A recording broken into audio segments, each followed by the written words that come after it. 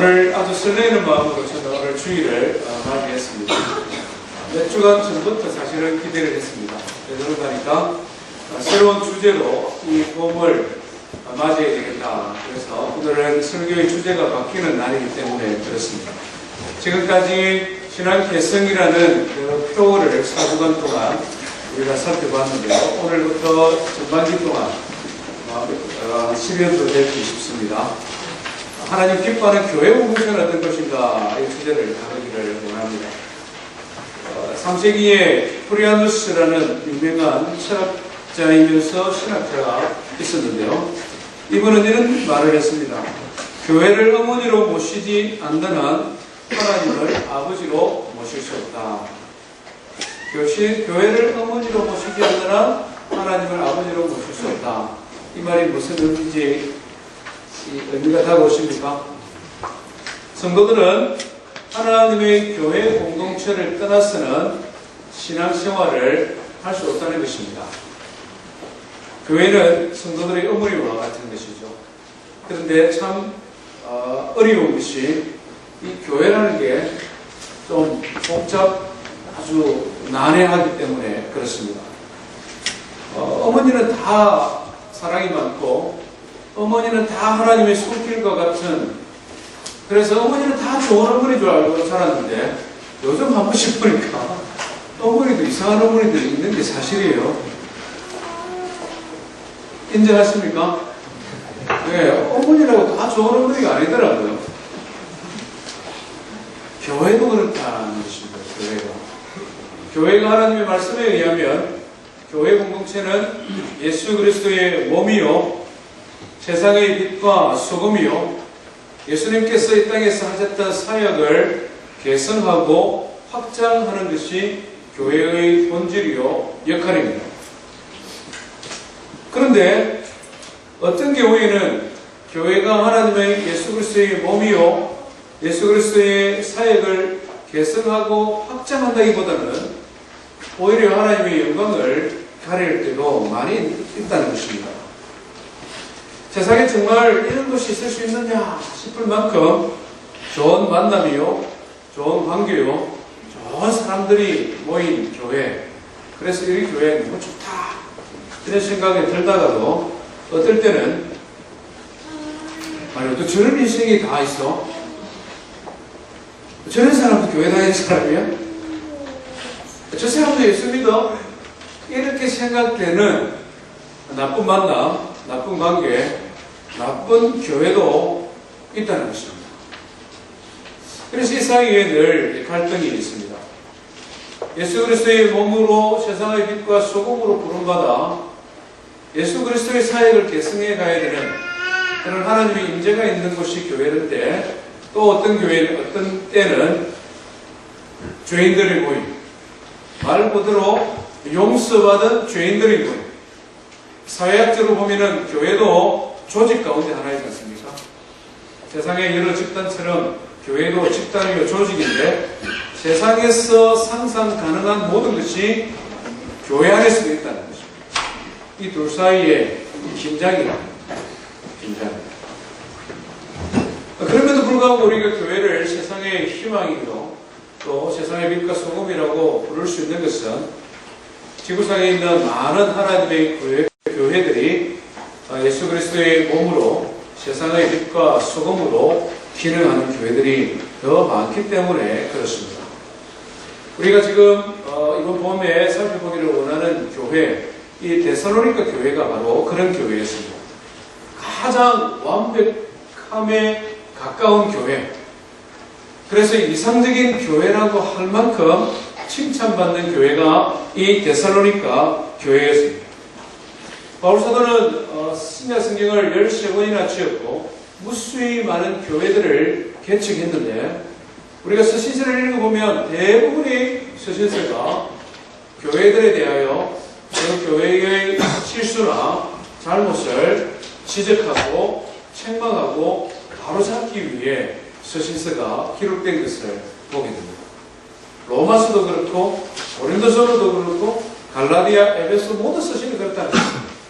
대표적으로 고린도서를 보면 고린도 교회는 진짜 이런 교회가 다 있을 수 있나 싶을 만큼 그런 연약함이 많았던 교회죠. 교회 안에 파벌도 있고 교회 안에 엄난한 자들도 있었고 교회 안에 소위 말해서 사기치고 다니는 사기꾼 같은 사람들도 교회 안에 있었다는 것입니다. 그래서 고린도전서 4장에 보면 바울 사도가 이런 말을 합니다.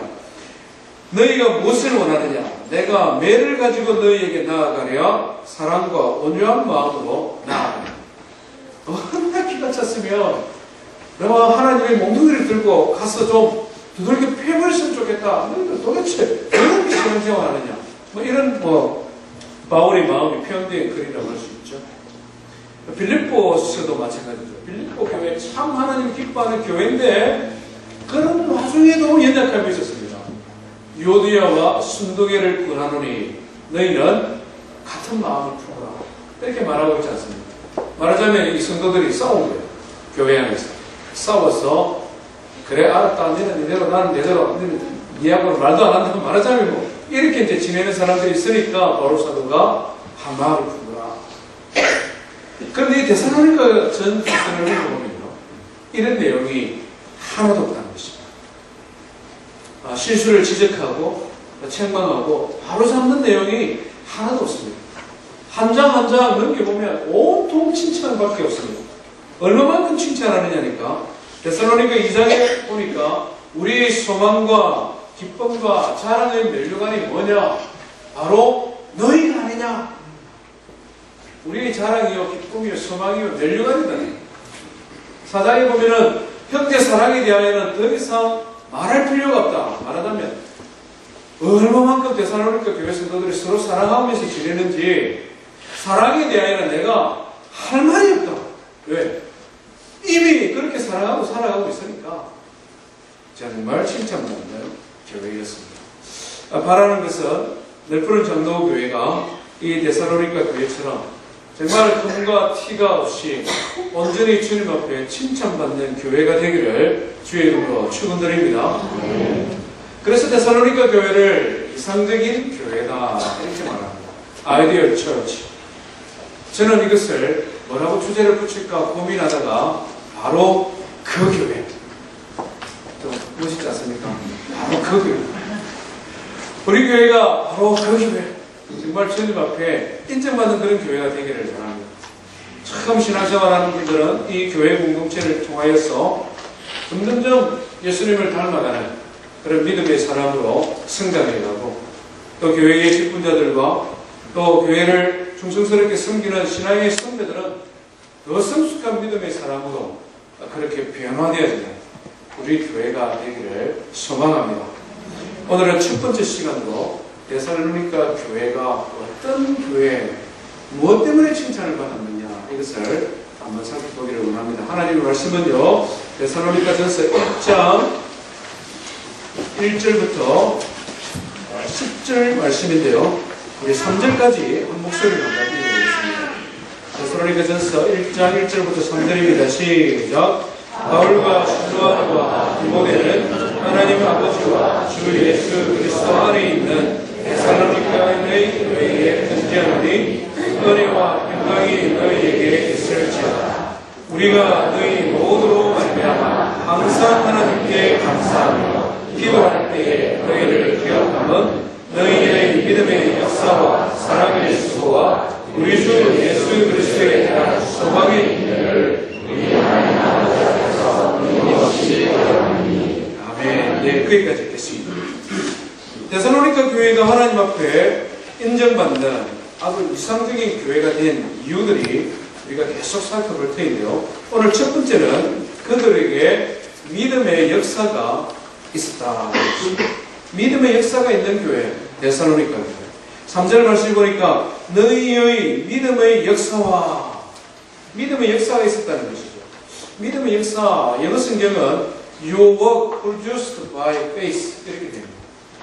믿음에 의해서 produced, 만들어진 일들이 데살로니가 교회의 성도들에게는 있었다는 것입니다. 데살로니가 성도들은 믿음이 있었고 그 믿음 때문에 일들이 일어났다는 것입니다. 그 일들이 뭐냐? 데살로니가 전체를 통하여 살펴볼 수 있는데요. 우리 1장에서 몇 것을 살펴보면 6절을 한번 보십시다. 데살로니가 교회의 성도들이 믿음 때문에 일어났던 일들 6절 읽어보겠습니다. 시작. 또 너희는 많은 환난 가운데서 성령의 기쁨으로 말씀을 받아 우리와 주를 원하는 자가 되었으니, 믿음이 있었기 때문에 환난이 와도 넘어지지 아니하고 기쁨으로 하나님의 말씀을 받고 예수님을 본받는 자들 되었다. 믿음이 환난을 이기겠다. 믿음의 역사죠. 그 밑에 보면은 또 다른 말씀이 있죠. 우리 7절과 8절 말씀해 보니까 마게도냐와 아가야에 있는 모든 믿는 자들의 무엇이 되었다? 본이 되었다. 본이 되었다. 데살로니가 교회는 그냥 자기 자신들의 믿음을 지키는 것뿐만 아니라 그들에게 믿음이 있었기 때문에 다른 지역에 있는 사람들까지도 선한 영향을 끼치며 칭찬받는다. 말하자면 믿음이 있었기 때문에 고난을 이겼고, 믿음이 있었기 때문에 예배 생활을 잘했고, 믿음이 있었기 때문에 기도 생활을 잘했고, 믿음이 있었기 때문에 하나님의 교회를 사랑으로 잘 섬기고, 믿음이 있었기 때문에 전도하고 열매 맺고 결실을 많이 받아서 그 교회가 보니까 너무 아름다운 교회로 지역에 소문이 났다. 믿음의 역사죠. 9절에 보니까 믿음 때문에 그들이 우상을 버렸다라고 표현합니다. 9절 하반절에 보십시오. 너희가 어떻게 우상을 버리고 하나님께로 돌아왔어. 우리가 나이 들어서 인생의 중년에 신앙을 바꾸는 거 쉽지 않지 않습니까? 종교 바꾸는 거 쉽지 않지 않습니까? 내가 어떤 신앙을 아주 열심적으로 섬겼든 안 섬겼든 관계없이, 우리 한국의 문화에서 생각하면 나는 1년에 절에 한 번도 갈까 말까 하지만 부모님부터 그냥 나는 부처님 믿는 사람이다라고 알아왔고 듣고 왔는데, 예수님을 믿고 하나님의 말씀을 듣고 난 다음에 그것을 버리고 주님을 따랐다. 우상을 버리고 주님을 따르는 것 무엇입니까? 믿음의 역사다. 믿음의 역사. 10절의 말씀에 보니까 하나님의 아들, 그의 아들을 하늘로부터 강림하는 것을 기다린다라고 표현합니다.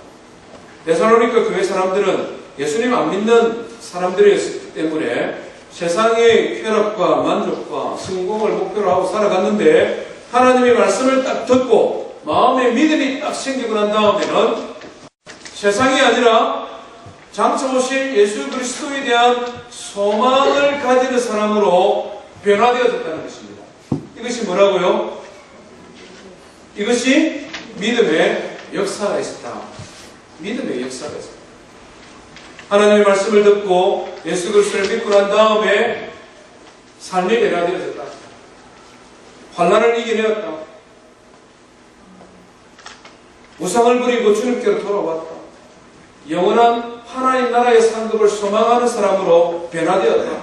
이런 모든 것이 믿음의 역사다. 우리가 예수 믿으면 당연하게 이런 믿음의 역사가 있는 신앙인, 이런 교회가 되면 참 좋은데, 실제로 우리 삶을 보면 믿음이 있다고 말을 하는데 항상 믿음의 역사가 뒤따르는 것은 아니다는 것입니다. 이것이 문제입니다. 믿기는 믿는데 아무런 역사가 없다는 것입니다. 믿기는 믿는다고 말을 하는데 아무런 역사가 없으니 믿는지 안 믿는지 잘 모르겠다는 것입니다. 오늘 이 시대에 이런 연약한 믿음의 사람들이 있었는 것이 아니라 성경이 기록되어지는 초기에부터 이런 일들이 있었다는 것입니다. 우리 야고보서 말씀을 한번 살펴보십시다. 신약 성경 조금 뒤로 넘기면 베드로전서 앞에 야고보서 있는데요. 이 야고보서를 읽어보면 이미 초대교회 시대에 믿음이 있다고 말을 하는데 역사가 없는 교회도 있었고 사람도 있었다는 것입니다. 14절 한번 읽어볼까요? 2장 14절 한번 읽어보십시다. 야고보서 2장 14절입니다. 시작. 내 형제들아, 만일 사람이 믿음이 있노라 하고 행함이 없으면 무슨 유익이 있으리요? 그 믿음이 능히 자기를 구원하겠느냐? 이제 물어보는 겁니다. 믿음은 있다고 말을 하는데 믿음의 역사가 없구나, 너 지금. 그 믿음도 공부하는 믿음이야. 이렇게 지금 되거든, 그럼. 왜냐니까, 야고보가 생각하기에, 그런 믿음은 정상적인 믿음이 아니구나 생각이 들거든요. 그런 믿음은, 심지어, 마귀를 가지고 싶다는 거예요. 한번 볼까요? 우리 19절, 20절 한번 읽어봅시다. 시작. 내가 하나님은 한 분인 줄을 믿느냐? 잘하는도다. 귀신들도 믿고 떠느니라. 아, 흑탄한 사람은 행함이 없는 믿음이 헛것인 줄을 알고자 하느냐? 이 큰일이다. 믿는다고 말을 하는데 아무런 열매가 없는, 말하자면 믿음의 역사가 없는 믿음은 헛거다. 왜냐하면 그 정도의 믿음은 마귀도 가지고 있다. 귀신도 가지고 있다는 거죠.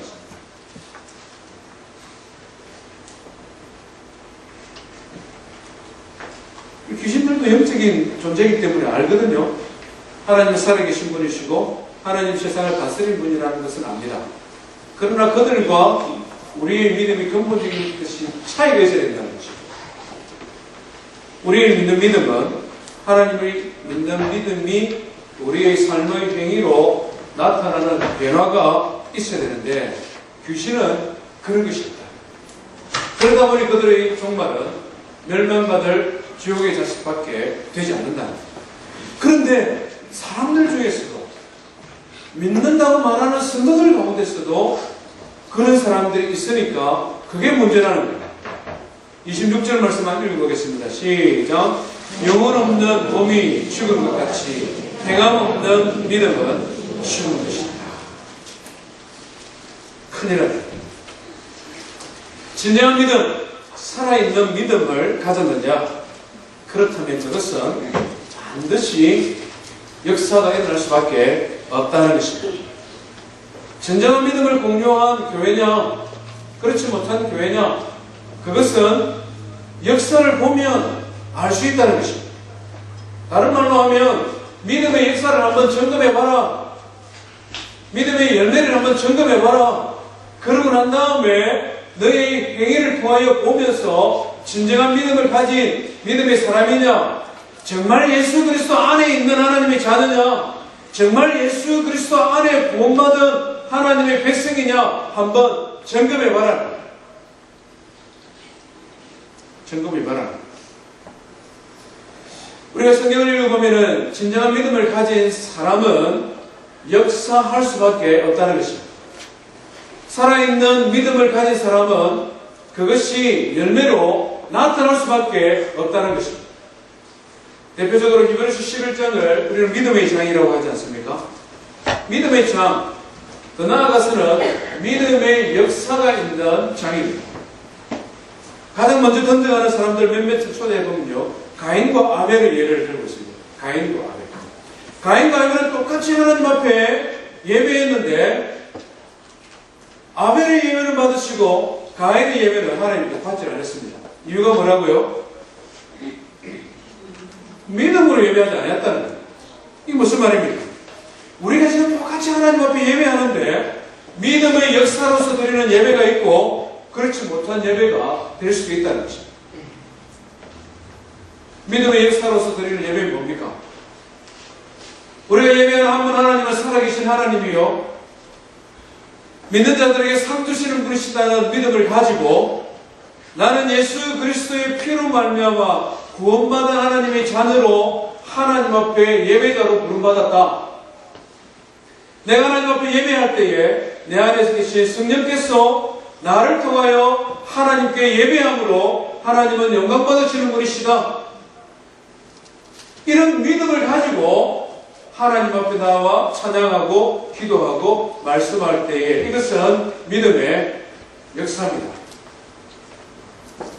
일주일 동안 열심히 일을 하고 피곤하고 잠도 오고 모처럼 토요일 밤에 영화도 한 프로 진하게 보고 늦게까지 또 사람들 만나서 소셜도 해야 되지 않습니까?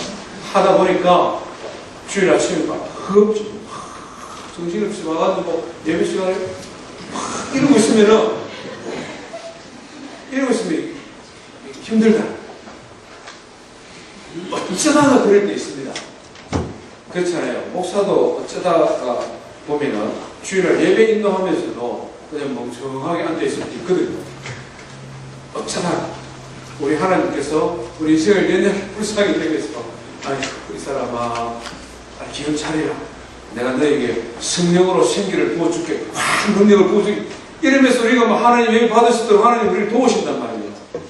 그런데 어떤 분은, 이분은 일상이 주일 예배면 묵상을 깊이 이분의 예배는 널 깊이 드리는 묵상입니다. 자, 이러면 안 된다는 거예요. 창세기에 벌써 예배를 가지고 하나님 받으시는 예배, 믿음의 역사로서의 예배를 소개하고 있다는 거예요. 그렇죠? 믿음의 역사로서의 예배로 우리가 생각해야 된다. 노아는 어떤 사람이에요? 노아는 성경을 보니까 장래에 일어날 일에 대하여 경고를 받아 여호와 하나님을 경외함으로 방주를 만들었다. 노아가 하나님에 대한 믿음을 가졌습니다. 그 믿음은 뭐냐면 세상이 너무 타락하고 범죄하니 하나님께서 세상을 물로 심판하실 것이다. 하나님께서 노아에게 말씀했는데 노아는 그것을 믿었습니다. 그러면 심판하면 어떻게 해야 되느냐? 하나님께서 너와 너의 가정은 구원할 것이니 방주를 만들어라. 예, 알겠습니다. 방주를 만드는 겁니다. 120도. 가족 8명 있어. 동네 사람들이 노아 보고 뭐라 그랬습니까? 용납하고 들으십시오. 미친놈이라고 그랬어요. 아니, 자식들 데리고 산에 올라가서 막 나무 베고 방주를 만드는데 노아 홍수 이전에 하나님께서 지구를 하늘을 수막으로 덮으셨죠. 그래서 사람들이 잠수했습니다. 해양으로부터는 유해 강선을 하늘의 수막이 다 막아줍니다. 하늘의 궁창이 막아줍니다. 지구는 온실처럼 따뜻했습니다. 그래서 나무가 엄청나게 자라고 식물도 오래 살고 사람들도 오래 살았습니다. 비를 본 적이 없어요. 대기의 흐름이었기 때문에. 그런데 비로 망할 거니까 배를 만들어라. 동네 사람들이 야, 비는 뭐냐? 그게 비가 뭔지 상상도 못하는데 홍수가 뭔지 상상도 못하는데 배 만들어라. 전부 다 미쳤다. 그런데 그 안에 믿음이 있으니까 어떻게 합니까? 동네 사람들이 뭐라고 해도 나는 너 방주를 만들리라. 믿음의 역사다. 믿음의 역사. 모세는 어떤 믿음의 역사를 가졌습니까? 모세는 우리가 읽어보니까 그가 잠시 낙을 누리는 것보다 바로의 공주의 아들로서 왕자로서 명예를 누리는 것보다 부귀 영화를 누리는 것보다 성공적인 인생을 살아가는 것보다 이 세상에 잠시 낙을 누리는 것보다도 핍박받는 유대인으로 살아가는 것. 어렸을 때 그의 어머니를 통하여 들었던 너는 온 세상을 창조하신 창조주 하나님의 선택받은 백성이야. 그것을 더 절구하였다. 우리 히브리서에 그렇게 표현합니다. 잠시 세상의 낙을 누리는 것보다 하나님의 백성으로 고난 당하는 것을 선택했습니다. 그러다 보면 어떻게 되어집니까? 나는 유대인이야 고백하는 바람에 광야로 쫓기게 되었고 40년 동안 양을 치게 되었고 이스라엘 영적 리더자로 출애굽하는 일에 쓰임받았으나 그의 인생은 고된 인생이 아닐 수 없었다. 이것이 뭡니까? 왕자의 직위를 포기하고 노예 가운데 한 사람으로 그의 신분이 전락되지만 나는 그것을 선택하는 것. 믿음의 선택이고 믿음의 역사에 우리 성경을 읽고 이런 믿음의 사람들이 얼마나 많습니까? 믿음으로 고난을 이기고 믿음으로 박해를 이기고 믿음으로 세상 사람들에게 따돌림을 당하더라도 굴복하지 아니하고 전부 다 믿음의 역사를 말하는 것은 저와 늘푸른 장로교를 섬기는 우리 각 사람이 믿음의 역사가 있는 신실한 믿음의 사람이 되기를 주의 이름으로 축원드립니다. 우리 젊은이들 청년의 때에 열심히 공부하고 스펙 쌓아서 좋은 직장 가지고 좋은 배우자 만나고 인생을 멋지게 사는 것 그것도 중요하지만 더 중요한 것은 믿음의 기초를 낳는 것입니다. 믿음의 기초를 합니다. 많이 믿음이 멋진 줄 압니까? 우리 인생을 살아가다 보면 아무리 잘 준비해도 이 시련이 올 때 있습니다. 아무리 잘 준비하고 잘 나가다가도 한순간에 덜컥 갈등이 있다고. 믿음의 사람들, 믿음의 베이스가 든든한 사람들은 조금 흔들리다가 제자리 돌아옵니다. 그렇잖아요. 왜? 사랑받은 하나님의 자녀라는 믿음이 나에게 있고, 하나님께서 나를 사랑하시고 나를 통하여 기뻐하시는, 나를 통하여 영광받기를 원하시는 하나님이 나의 인생의 주인이시고 나를 이끌어가신다는 믿음을 가지고 있으니까 흔들리지 않는 거예요. 멋진 인생 아닙니까? 멋진 인생 아니에요? 마지막에 하지 말고 그게 멋진 인생이다니까. 그게 여러분이나 저나 뭐 아버지 유산도 별로 없고, 솔직히 말해서 뭐 금줄, 은줄, 뭐 동아줄도 없잖아 지금. 뭐 아무것도 없잖아 솔직하게.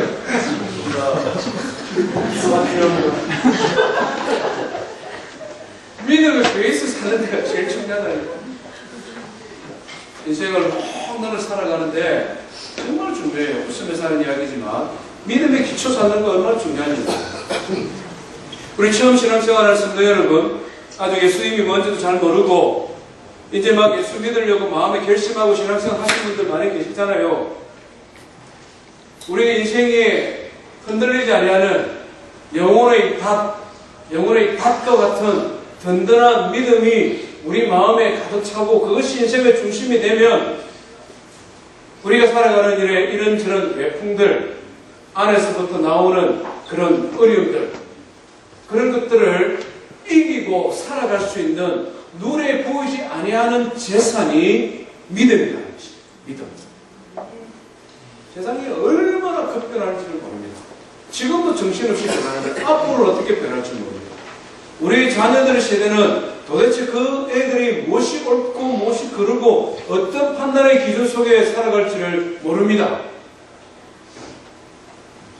믿음의 기초를 낳아주는 것. 그것이 가장 큰 유산이요. 그것이 우리 인생이 정말 세상에서 승리하는 인생인 것을 믿으시기를 바랍니다. 어떻게 그럼 이런 믿음을 가질 수가 있을까? 어떻게 이런 믿음을 가질 수 있느냐? 데살로니가 교회가 이런 믿음을 가졌다는 것 자체가 기적입니다. 한마디로. 왜냐하면 데살로니가는 이런 믿음을 가질 만한 토양이 못 된다는 것이죠.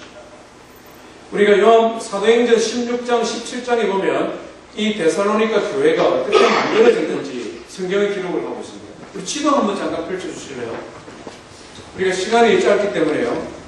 제가 지도를 잠깐 보고 설명해 드릴 텐데, 이 데살로니가 교회가 개척되는 과정을 한번 보면 이 교회가 이런 믿음을 가졌다는 것 자체가 말 그대로 기적입니다. 바울 사도가 아시아 지역에 복음을 전도를 하다가 그 전도의 길이 막혔습니다. 그래서 아시아 지역에 전도를 못하는 거예요. 북쪽으로 남쪽으로 어디를 가려고 해도 못하니까 하는 수 없이 하나님 앞에 기도하는데 하나님께서 환상을 보여주시죠. 자, 여기 한번 보십시오. 이 사도행전 16장 17장에 나오는 것입니다. 바울 사도가 여기에서 이고디온, 글자가 좀 작은데요, 이고디온이라는 이 지역에서 말 그대로 아시아 지역을 전도를 했습니다. 이 전체를 보면 여기가 터키입니다. 지금이 터키예요. 북쪽으로 가려고 해도 안 됩니다. 갈라디아 지역으로, 미시디아라는 지역으로 북쪽으로 해도 안 되고 동쪽도 안 되고 블루기아라는 지역으로 전도를 해도 안 됩니다. 길이 다 막히는 거예요. 하는 수 없이 사이에 있는 길로 무시아라는 지역까지 왔습니다. 여기까지 왔는데 밤에 환상을 보니까 이 마케도니아, 유럽입니다. 지금 그리스. 마케도니아 사람이 손짓을 하고 빨리 와서 우리 좀 도와달라고 성경이 그렇게 되어 있습니다. 그러니까 바울이 어떻게 생각했습니까? 옳거니 하나님께서는 이 길은 막으시고 이 길은 열어주시니 동은 막고 선은 열어주시니 일로 가야 되겠구나. 그래서 드로아라는 곳에서 배를 타고 넘어갑니다. 제일 처음 도착하는 곳이 빌립보입니다.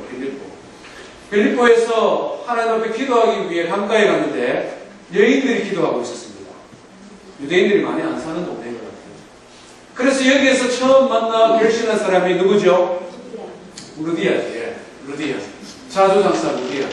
루디아가 예수님을 믿고 같이 예배하는 중에 귀신 들린 한 여인이 있었습니다. 점치는 여인이었어요.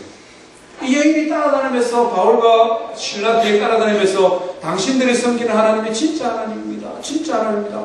무슨 것이기 하니까 바울 사도가 예수 그리스도 이름으로 명하노니 귀신아 물러가라. 귀신이 나가고 그랬어요. 축하하고 좋아할 일인데 주인들이 난리가 났습니다. 왜냐하면 이 여종의 주인들은 이 종이 귀신 들려서 점치는 것 그거 가지고 돈을 버는데 돈을 벌 수가 없는 거예요. 고발을 해버렸습니다. 어떻게 고발했냐니까 빌립보 사람들에게 바울과 신라는 로마 황제가 아닌 가이사라 예수라는 다른 왕을 섬기는 로마의 반듯하다 이렇게 고발을 해버렸습니다.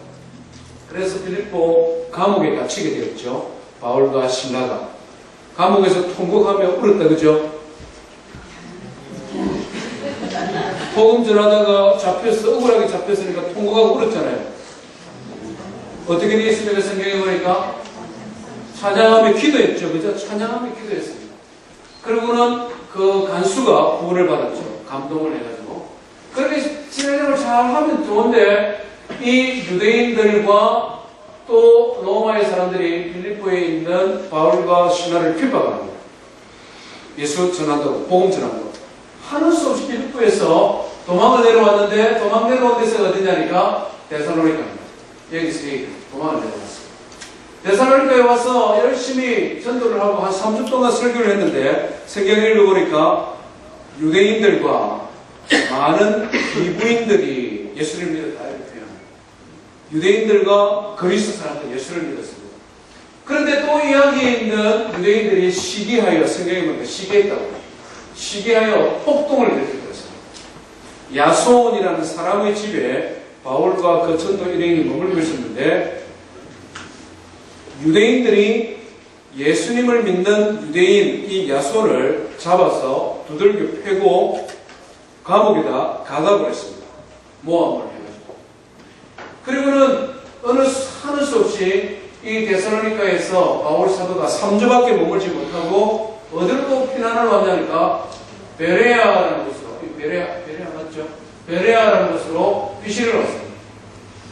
네, 베레아로 피신을 왔습니다. 그런데 이 데살로니가 사람들이 얼마나 악독한 사람이냐면 여기서부터 여기까지 쫓아왔어요. 성경에 보니까 데살로니가에서 베레아까지 유대인들이 쫓아와가지고 여기서 또 시비를 걸고 문제를 일으키니까 하는 수 없이 베레아에서 아테네까지 또 도망을 내려갔습니다. 이게 사도행전 17장에 나오는 데살로니가 교회가 개척되는 과정입니다. 바울 사도가 몇 주 머물렀다고요? 3주. 3주밖에 머물지 못했다는 거죠.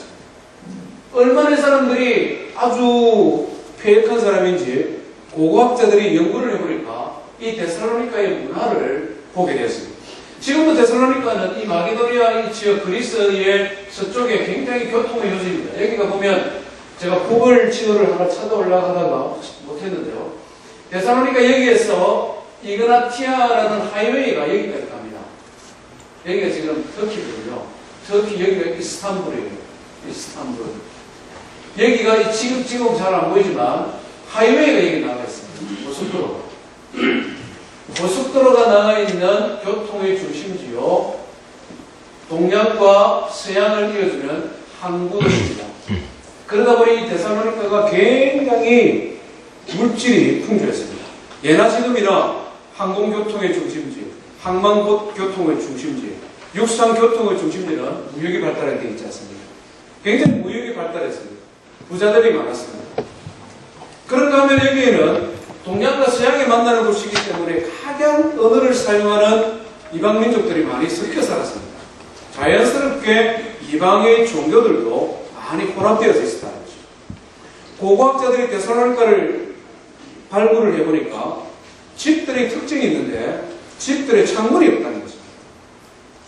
집들의 창문이 없고 들어가는 출입구가 하나밖에 없습니다. 이유가 뭘까요?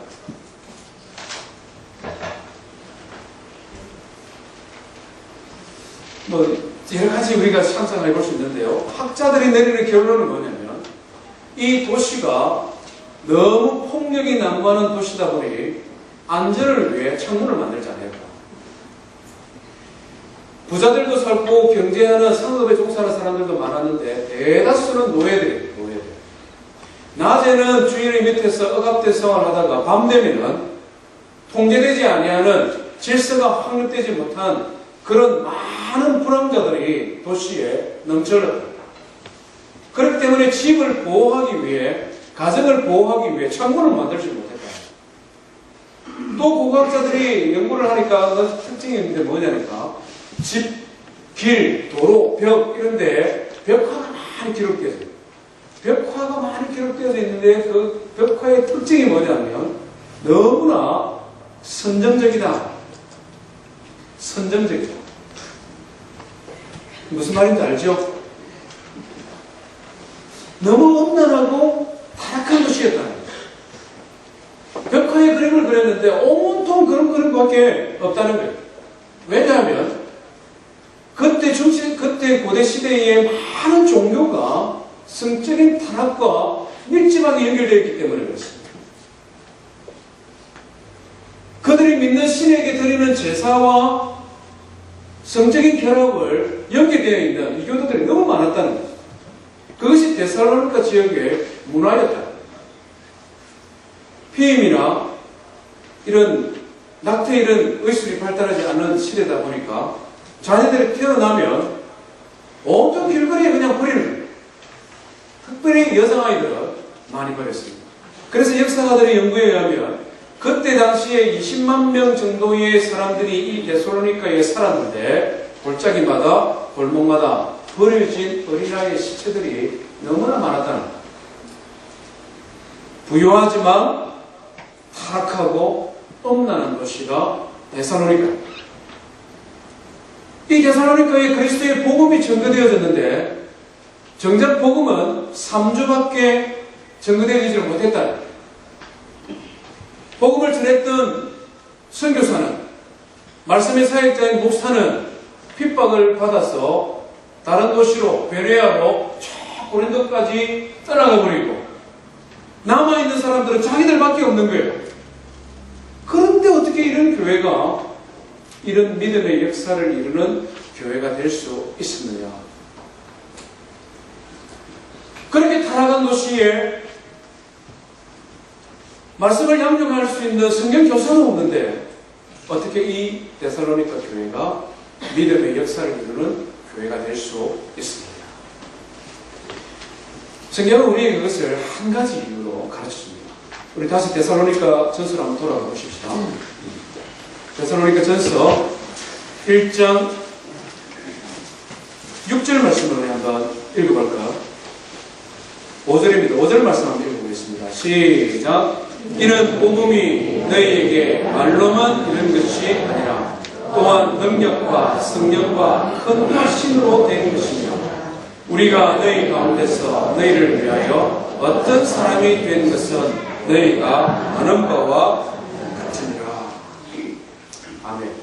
데살로니가 교회가 이처럼 3주 만에 복음을 3주밖에 되지를 못했는데도 이런 교회가 될 수 있었던 것은 단 3주지만 그들에게 전거되어진 복음이 능력과 성령과 큰 확신 가운데 전달되어졌다는 것입니다. 복음을 전하는 전도자 바울과 실라의 역할이었습니다. 이 부분을 우리가 앞으로 이 네 번째 강의에 할 때, 설교할 때 우리가 좀 깊이 다루겠습니다만 참 복음을 전하는 설교자로서의 바울과 실라 참 존경하지 않을 수가 없습니다. 한번 상상을 해보십시오. 복음 전도자로 길을 나섰는데, 선교사로 나섰는데 터키 지역에 동으로 가도 안 되고 북으로 가도 안 되고 남으로 가도 안 되고 하나님 앞에 원망이 나올 법하지 않습니까? 하나님, 내가 선교사로 이렇게 충성하고 싶은데 문을 활짝 열어주셔야 되는데 가는 곳마다 막힙니다. 이게 어떻게 되는 겁니까? 이런 우여곡절 끝에 빌립보에 갔습니다. 그러면 빌립보의 복음의 길이 열려서 전도가 그냥 교회들이 우주처럼 성장해야 되는데 어떻게 합니까? 빌립보에서 죽도록 맞고 감옥에 갇혀버렸어요. 좀 실망도 될 법도 하고 내가 믿는 하나님이 살아계신 하나님이 맞는지 안 하는 의심도 생길 법도 하고 내가 전도하는 이 전도가 뭔가 잘못된 거 아닌가 이런 회의가 될 법도 한데 바울 사도는 어떻게 했습니다? 능력과 성령과 큰 확신으로 말씀을 전했다. 세상이 뭐라고 말을 해도 믿는 사람들이 있고 핍박하는 사람이 더 많아도 내가 그리스도의 복음 때문에 감옥에 갇히고 매를 맞고 죽도록 고생해도 그래도 내가 전하는 말씀이 진리의 것입니다. 그래도 내가 전하는 말씀이 살아계신 하나님의 말씀입니다. 그래도 이 말씀을 믿어야 다 같이 구원받는데 그래도 이 말씀대로 살아야 우리가 하나님의 자녀가 되는데 그래서 담대하게 바울 사도는 복음을 전했습니다. 복음 전하는 역할이죠. 복음 전하는 역할 너무나 중요합니다.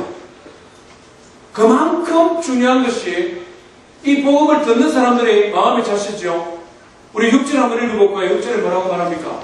시작! 또 너는 많은 환난 가운데서 성령의 기쁨으로 말씀을 받아 우리와 주를 본받는 자가 되었으니 바울은 능력과 성령과 확신으로 말씀을 전했고 데살로니가 교회의 성도들은 많은 환난 가운데서 이렇게 표현합니다. 우리가 이 짧게 많은 환난 이렇게 표현해 놨죠. 사실 그 삶의 현장에 들어가면 이거는 죽을 만큼 힘든 겁니다. 그렇지 않습니까? 우리 2장 14절 한번 읽어봅시다. 2장 14절. 데살로니가전서 2장 14절입니다. 시작! 형제들아 너희가 그리스도 예수 안에서 유대인에 있는 하나님의 교회들을 본받는 자 되었으니 그들이 유대인들에게 고난을 받은 것 같이 너희도 너희 동족에게서 동일한 고난을 받았느니라. 예수 믿는다고 핍박받았다는 것입니다. 어디서도 온 줄도 모르는 거지 같은 바울과 신라, 아니 너희들은 믿을 게 따로 없어서 저런 사람들이 말을 믿느냐?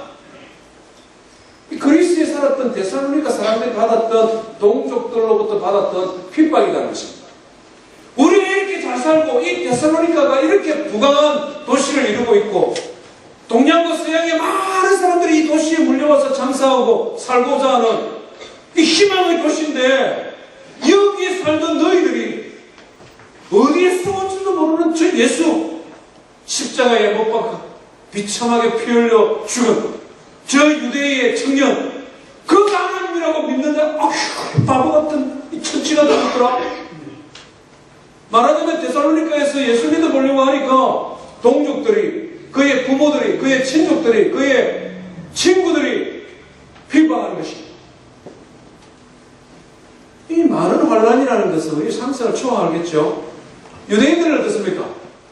예루살렘을 떠나 데살로니가까지 가서 사는 유대인들이라면 한국 떠나 미국 와서 사는 우리하고 거의 비슷한 이민자들 아닙니까?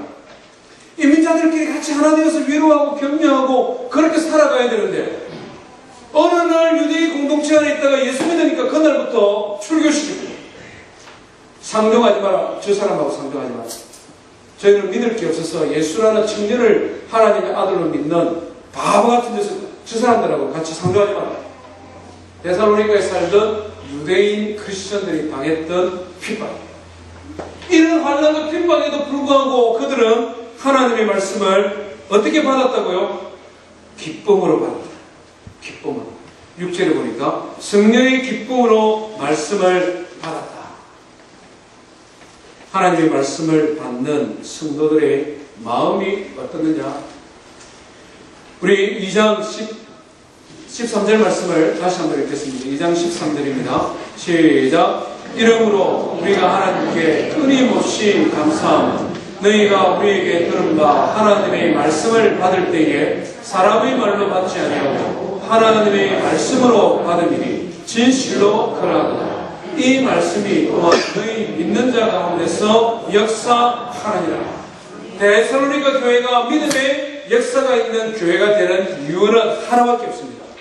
그들이 바울 사도가 전해준 그 말씀을 하나님의 말씀으로 받았기 때문에 3주밖에 그들에게 말씀을 전할 수 없는 한계가 있음에도 불구하고 그들이 말씀을 하나님의 말씀으로 받았기 때문에 그 말씀이 그들의 마음에 있어서 역사하는 것입니다. 우리가 성경을 알지 않습니까? 디모데후서 3장 16절에 뭐라고 말씀합니까? 모든 성경은 하나님의 교훈으로 된 것으로 교훈과 책망과 바르게 함과 의로 교육하기에 유익하니 이는 하나님의 사랑으로 모든 옳은 일을 하기에 모든 선한 일을 하기에 완벽한 만큼 온전하게 한다는 말은 완전하다. 완전한 하나님의 사랑을 만들 수 있는 능력이 하나님의 말씀 가운데 있기 때문에 바울은 갔습니다. 핍박을 피해서 말씀을 가르칠 수 있는 성경 교사가 없습니다.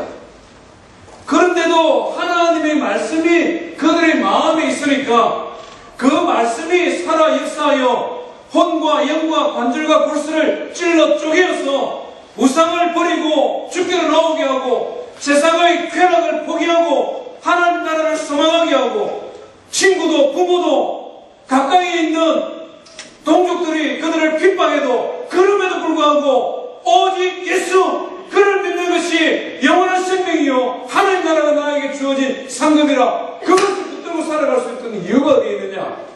말씀이 그들의 마음에 있었기 때문에 가능했다는 것입니다. 사랑하는 여러분, 최 목사가 설교할 때는 하나님 말씀으로 들어주십시오. 회의하거나 신방 가서 이야기하거나 뭐 세상의 상식과 관련된 이런 이야기할 때는 저도 비전문가고 말 그대로 우리 성도님들 중에 한 사람의 성도입니다. 그렇지 않습니까? 더 나아가서 우리 인생의 경험이 많으신 장로님들 이런저런 다양한 영역에서 전문적으로 종사하는 그런 실력 갖춘 성도님들에 비하면 제가 알고 있는 상식은 아주 얼마밖에 되지 않는 겁니다. 그런 영역 속에서 제가 제 말 들으라고 저는 절대 이야기 안 합니다. 보기는 이래도 주제 파악 잘하거든요. 제 아들하고 이야기하다가 이런 이야기 자주 합니다. 제가 막 아는 체 하면 우리 아들이 뭐라 하냐면 아빠는 거기에 엑스퍼트 아니잖아요. 이렇게 해요. 막 제가 아는 척 하면서 아니 시애틀 하기 마지막 순간에 어떻게 스로잉 패스를 하냐 덜컥 뛰어야지 슈퍼볼 보고 막 일장 연설을 하려고 하면 우리 아들이 가만히 있어요. 아빠 저 패스라는 거 좀 들어봅시다. 그 사람들이 전문가는 얘기 좀 들어봐야 돼. 왜 아빠가 그냥 그 전문가처럼 이야기해? 그럼 저는 꼬리를 확 숙입니다. 미안하다. 미안하다. 내 전문 영역이 아니니까. 우리가 하나님의 일을 할 때도 역시 마찬가지 아닙니까? 하나님의 말씀을 전할 때는, 설교할 때는 하나님 말씀으로 들으시기 바랍니다. 제 이야기 안 하거든요. 제가 설교 준비하다가 제 상식을 포기할 때가 많습니다. 제가 설교 준비할 때 데살로니가 이 학자들의 연구에 대한 이런 아티클을 읽다가 깜짝 놀랄 때가 많이 있거든요. 그럴 때는 제 상식을 포기합니다. 제가 예전에 알았던 지식도 포기합니다. 왜? 하나님 말씀을 전할 때는 나의 경험과 지식이 맞을 때도 있지만 틀릴 때도 있거든요. 그러니까 빨리 포기해야죠. 내 고집 부리고 내만 하면 안 되잖아요. 하나님 말씀을 전해야 되잖아요. 데살로니가 교회가 하나님 앞에 인정받는, 칭찬받는 3주밖에 양육을 받았지 못했지만 이상적인 교회가 될 수 있었던 것은 그들이 하나님의 말씀으로 기쁨으로 받았다는 것입니다. 사랑하는 성도 여러분, 저와 늘 푸른 장로교회를 섬기는 성도 여러분, 우리가 이 마지막 세대에 하나님 앞에 칭찬받는 교회, 칭찬받는 성도가 되기를 주의 이름으로 축원드립니다. 하나님의 말씀, 성경을 읽고 큐티하고 성경을 묵상하고 하나님의 말씀을 들을 때 우리의 경험도 우리의 지식도 우리의 상식도 이 하나님의 말씀을 인정하는 것으로 변화되어질 때 우리 삶이 변화되어지는 것입니다. 그때야 비로소 우리가 하나님이 기뻐하는 이상적인 교회를 세워갈 수 있는 것입니다. 저와 늘 푸른 장로교회가 정말 데살로니가 교회처럼 하나님의 말씀을 믿는 믿음으로 변화되어지는 믿음의 역사가 있는 교회 되기를 주의 이름으로 축원드립니다. 우리 말씀 기억하며 함께 하나님 앞에 찬송하십시다. 시온성과 같은 교회 찬송가 210